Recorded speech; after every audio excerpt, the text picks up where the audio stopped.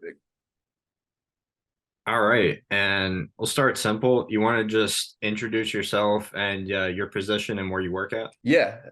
So yeah, my name is Matt Demeke. I'm the lead digital coordinator for AM 570 LA Sports, which is the home for the Dodgers. I work under iHeartRadio.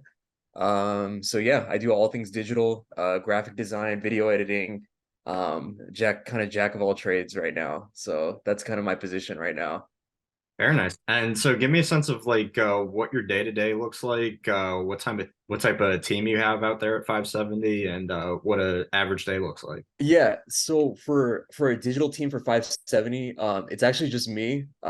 So I basically handle everything with social, and I'm kind of in charge of growing our accounts, Facebook, Instagram, TikTok, everything like that.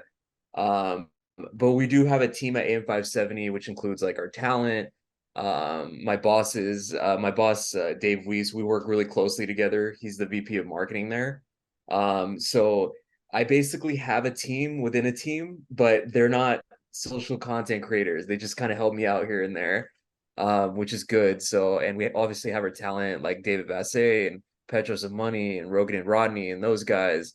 And then obviously our producers too. So our producers help out too a lot Mhm. with social content. So I kind of have the title, but I think everybody kind of chips in terms of social and digital. So Yeah. go into that a little bit because since you're the only guy that's specific social, but Mhm. obviously the talent command their own followings. What is that sort of Yeah. relationship and dynamic like? Yeah, I think honestly, like coming in, I didn't come from radio, so I was somebody where they found me is I was doing producing for a YouTube channel called The Fumble. I wanted to kind of make a transition in my last year over there. So I kind of went to Fox Sports Radio and I interviewed for a position there. I didn't get it. I was a runner up there, but 6 months later, they actually, called me back and they say, "Hey, we have this position open at 570. It's very similar to what you wanted to do. Are you interested?"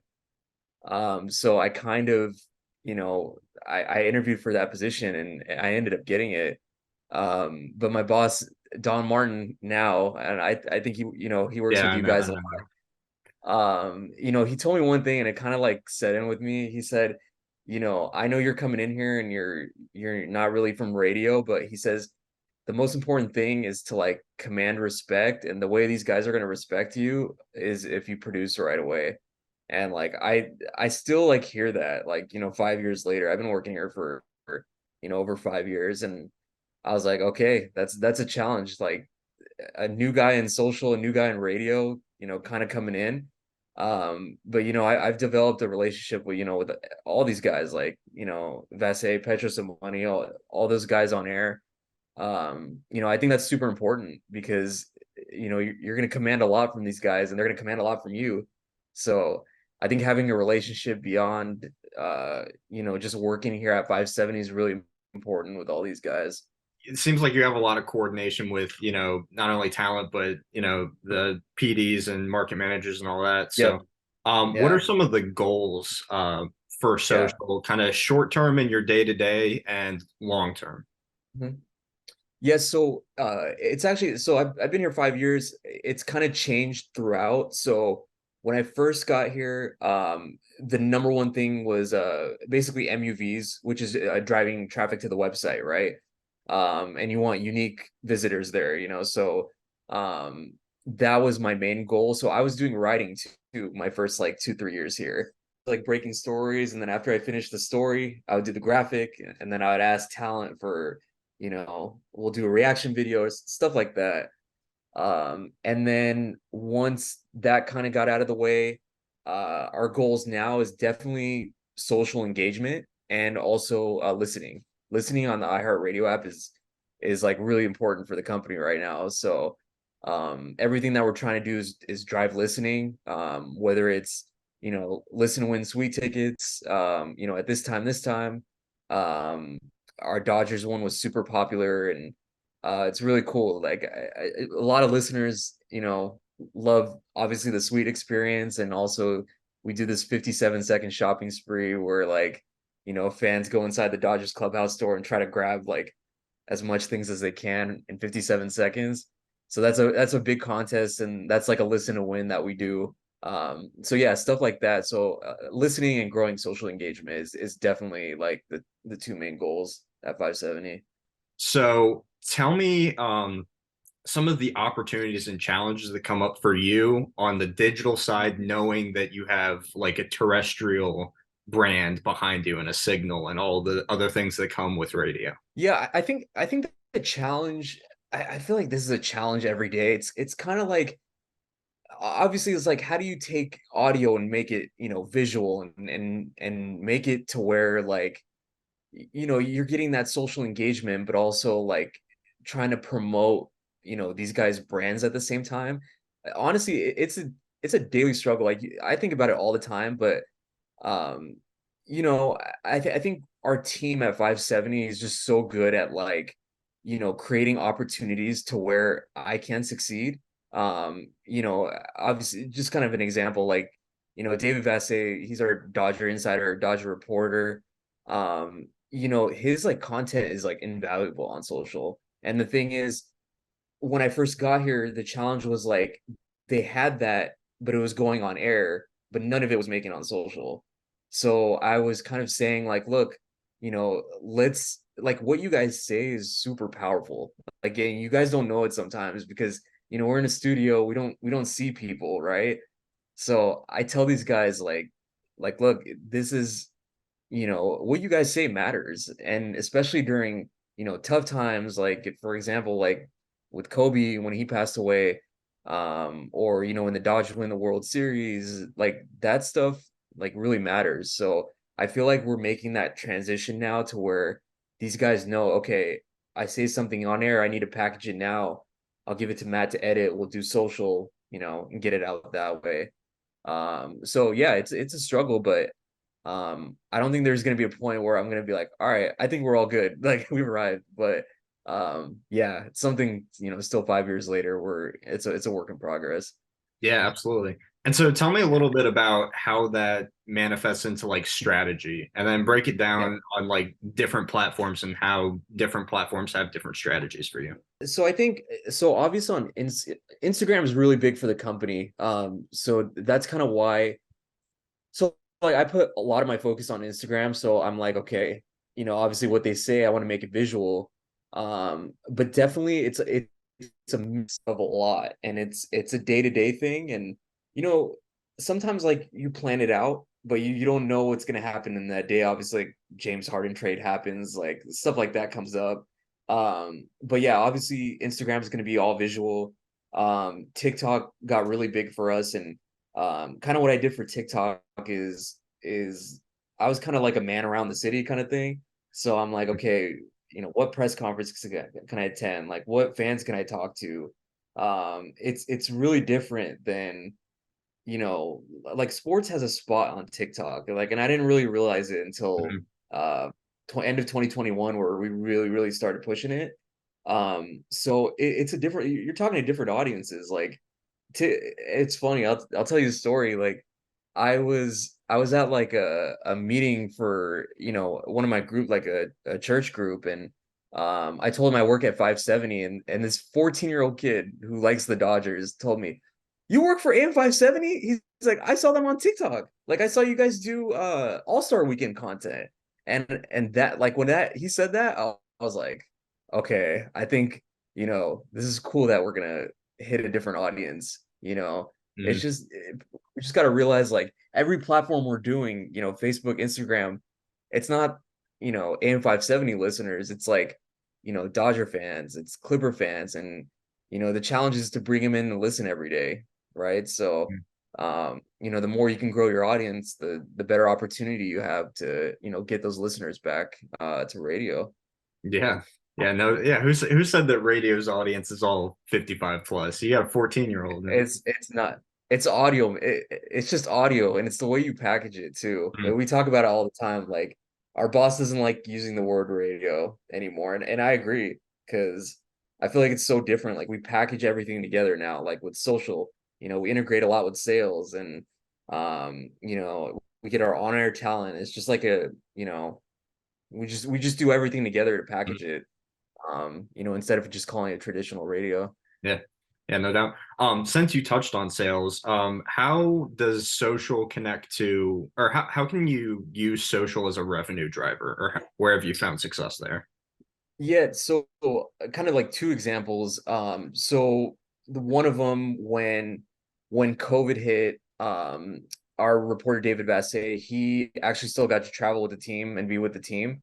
So my boss and I were talking and we're like, you know, why don't we do sponsored Instagram lives like with players? Like he's already with them, so why not, you know, use that, you know, take that audio there and then use it on air for his pregame show. Mhm. And we all kind of sat down and we're like, let's try it, let's do it.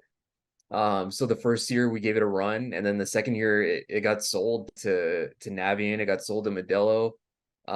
So we were responsible now for 25 Instagram lives throughout the year. So obviously it's a long season. But yeah, that's something that got integrated, and I feel like the clients really like it because they see the engagement with fans, and Mhm. you know the players obviously like, you know, they come and answer questions to these guys. So yeah, ever since 2021 we've integrated that. And then the second one is I don't know if you've seen the Petrosamani summer tour that we do, but we do live videos of the guys at different events, and it's like it's a stream that we did when COVID happened. So we integrate like client commercials. We do segments of giveaways with that involve clients and stuff like that. So yeah, it got ever since COVID too, it got Mhm. really big, and yeah, we're just gonna keep going with it. So it's big. Like, and when I got here, social was kind of an afterthought.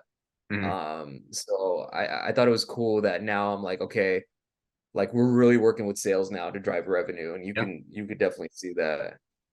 So that was interesting because the two examples that popped to you were lives. So kind of Yeah, tell me yeah, about that because I a lot of times I think of content, mhm, especially when it's coming from radio or audio, it's yeah, packaging it, making it yeah, visual, post-production, post. yeah, So tell me what yeah. element and dynamic comes in when you bring the live element into it. I think it's a sense of like I think the main thing was I wanted to have fans like be as close to their favorite player like in real time. Like, and you could see it from anywhere. You know what I mean? Mhm. And the thing is, it's like if we're doing it like an hour or two before the game, you know, we could kind of get away with using it for the pregame show. But you know, also have fans to interact and hear that on the radio and be like, oh dang, like I just saw this, you know, this interview, and he answered my question. Like, I think it's just like the exclusivity of it, right?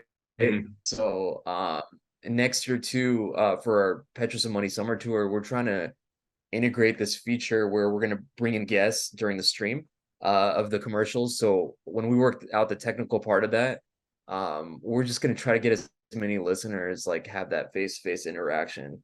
I feel like that really works with the audience well. Mhm. So Yeah. obviously you have all these different ideas coming in from you, from your bosses, from talent. Mhm.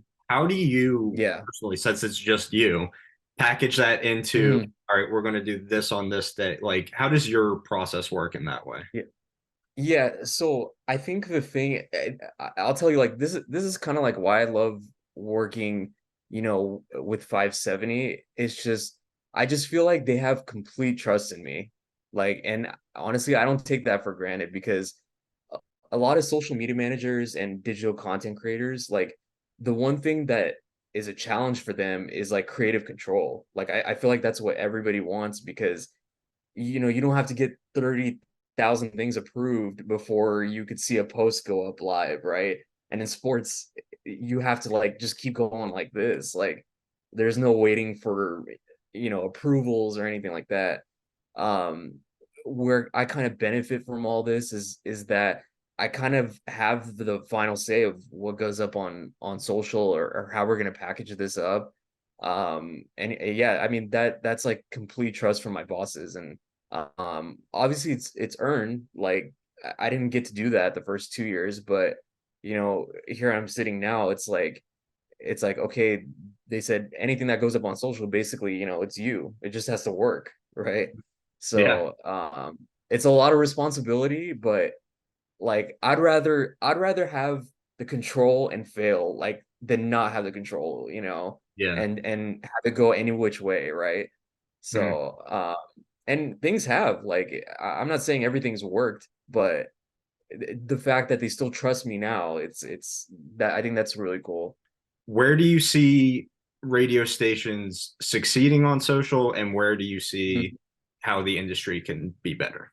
Yeah, I think where we're succeeding now is I feel like pre-COVID, I feel like when you look on station social and we kind of did this too, like I feel like there weren't enough talent faces representing the brand. Like if you scroll through Instagram, you'll see the cover art of whatever, the Instagram post is. Before like I feel like, talents like here a little bit, talents there a little bit, but I feel like they weren't really well represented within the brands. Mm. But I feel like now, especially in radio, man, like I feel like everybody does such a good job of that. Whether it's reaction to news, whether it's, sponsored posts and the talent's the forefront of that. There's no more like bad graphics that you put up to, promote an event at I don't know, so and so casino or whatever like that. Mm. Um, so I just feel like, everybody's done such a good job of that, and we've kind of adapted that, at 572. Um, like the challenges, it's tough. It's like obviously we don't get the engagement like Bleacher Report does, or like these big company like ESPN, obviously. Mm. But what you try to do is you try to stay relevant, you try to stay local. Mm. And I think people will come to you for that. And I know for a fact, like people come to us for Dodgers news information, and they want to hear from, what we say about the Dodgers. And like that's not something these big companies are doing. We're taking advantage of that. So, um, kind of having that voice for LA is like I think that's what's really cool, but it's always a struggle. It's just, we just got to figure out ways to grow and kind of get beyond that too. Yeah, no doubt. Yeah, it's Yeah. interesting with some of those big like national digital brands because especially I say this on TikTok and Yeah. with Barstools and ESPN is actually doing it more too. Is like they're aggregating and reposting just straight popular videos or like funny videos Yeah. that Yeah. really have nothing to do with sports a lot of the time. It's Exactly. just they're trying to find a different And audience to kind of grab onto. that's the thing. Like I feel like sometimes their goals are a little different. Like if their goals are strictly engagement, that's good that they're getting engagement off of like popular videos. But at the same time, yeah, like that's what I thought social was. I thought it was like, oh, it's all the engagement, but no, it's like it's also like brand recognition. It's also featuring talent. It's also promoting events. Like there's a lot of elements to it. It's definitely a lot, especially in radio, Mm, where it's a audio that you have to make visual. So yeah, yeah, no doubt. And so kind of looking to now and ahead because the series is going to run in January. We're going to be deep in the basketball season by that point. yeah, What is your sort of approach to this basketball season? Obviously, in LA, hot basketball market. yeah, yeah, What do you know at this point? What your strategy is going to be for the season across different platforms? yeah. I think so. Our strategy with basketball, so we're the Clipper station. Mm, So obviously, in LA, like obviously it's a Laker town, it's a Dodger town, and I would add USC in there too. Like, and I feel like those three are, it, right?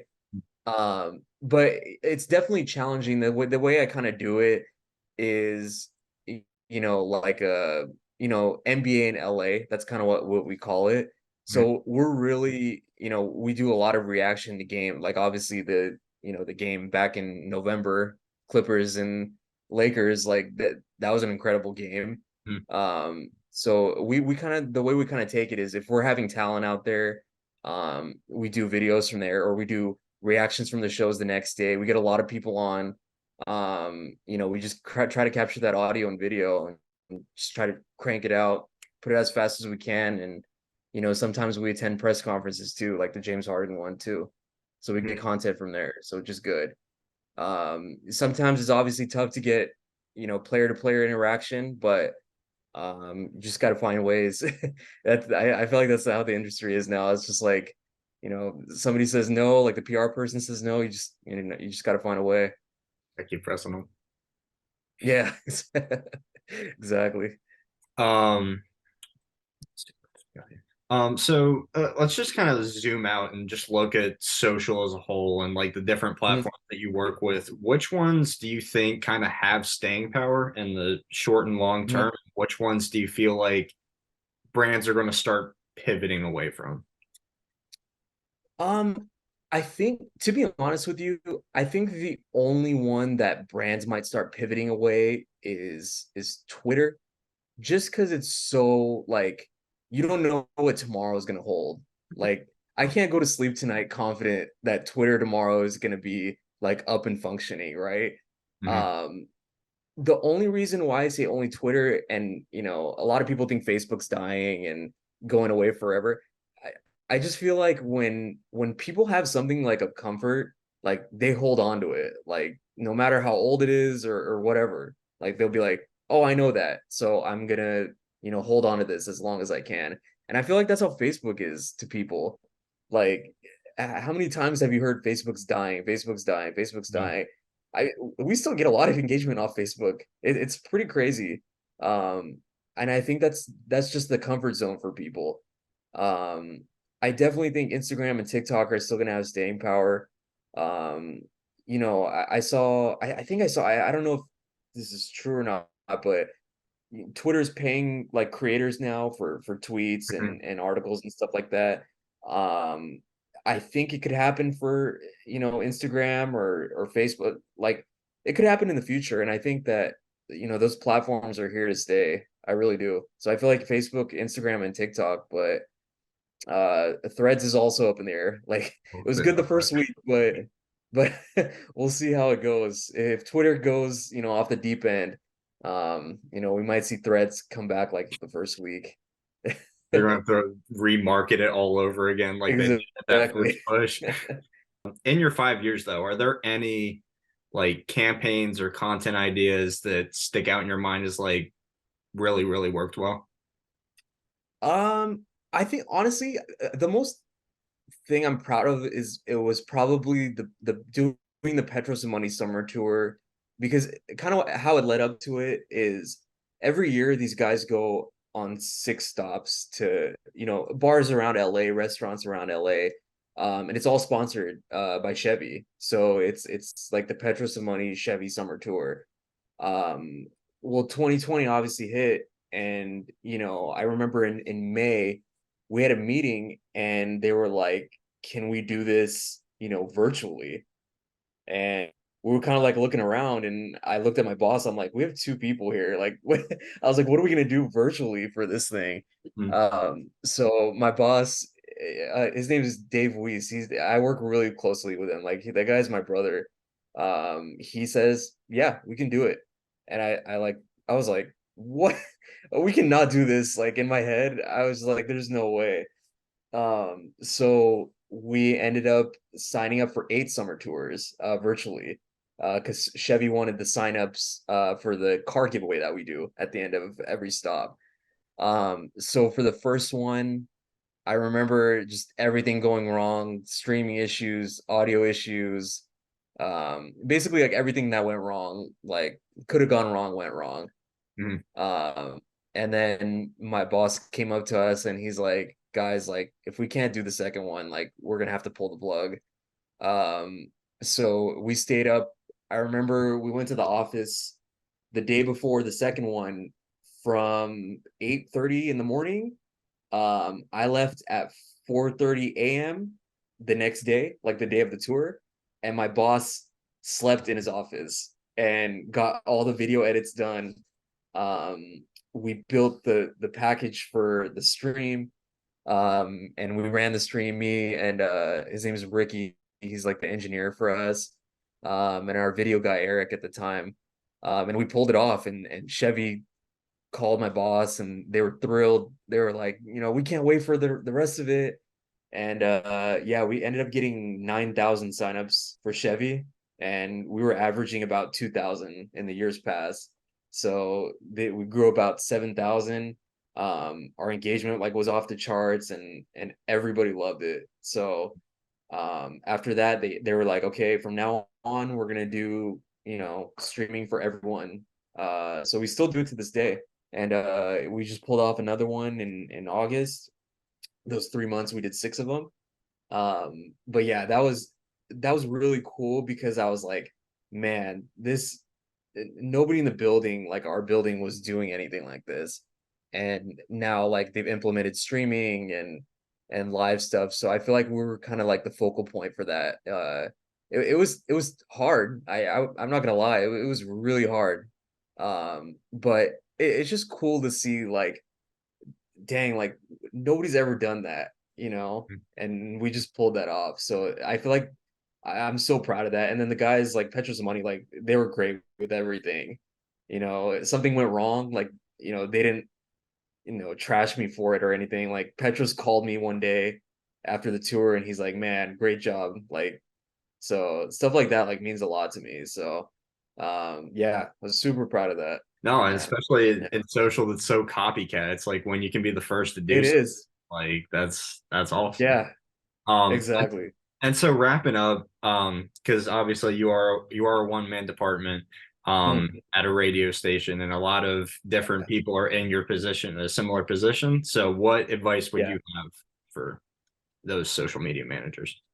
Um, I think I think the biggest thing, and Don always relays this to me, um, like if you care, and what I mean by that is like really just showing up for people, making sure that, like, how I said in the beginning, like the relationship you have with talent, like especially in this radio industry, is so important because day to day, I probably had like 4 phone calls today, 5 phone calls today of just like people needing things and needing things all the time.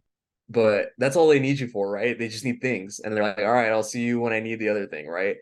But you just work so closely in the trenches with talent because you're with them every day, and like you're gonna have to cut videos, cut green screen, cut spots, like all that stuff. So I just feel like if you show up and people see that you care and you're producing, like it goes a long way. And it the little things didn't really matter to me before because I would just do it. I wouldn't like think anything of it. But people see that, like people see when you go the extra mile. And I think that's why I brought up the summer tour was because like people saw us like in the office working all night, and then they're like, dang, these guys really care about their product. They care about how the station turns out. And it really goes a long way. So that's kind of the advice I'd be, giving to people. Just show up every day, and just care a lot, and you'll get far.